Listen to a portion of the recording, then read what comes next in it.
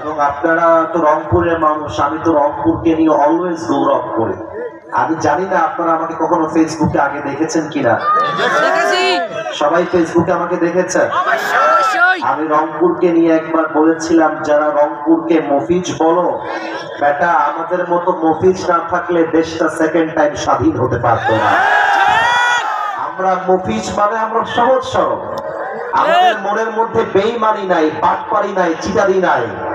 রংপুরের মানুষ মানে হচ্ছে মুখেও যা মনেও তা, এটার নাম রংপুরের মানুষ। তো আমি আপনাদেরকে নিয়ে বড্ড প্রাউড ফিল করি, কিন্তু সময় যেহেতু কম চলবে, তাই ভূমিকায় কোনো কথা বলার চান্স আমার কাছে নেই। আমি এই মুহূর্তে 1 থেকে 3 গুনবো। আত্মা, মেধা, ব্রেন সবকিছুকে তাফসীর শুনবার জন্য স্থির করতে হবে। আমি একটা কথাও কোরআনের বাহিরে আজকে বলতে চাই না। আমি 1 থেকে 3 গুনছি। যাদের মন অন্যদিকে আছে, মনটাকে তাফসীর মাহফিলে ফিরিয়ে নিয়ে আসা।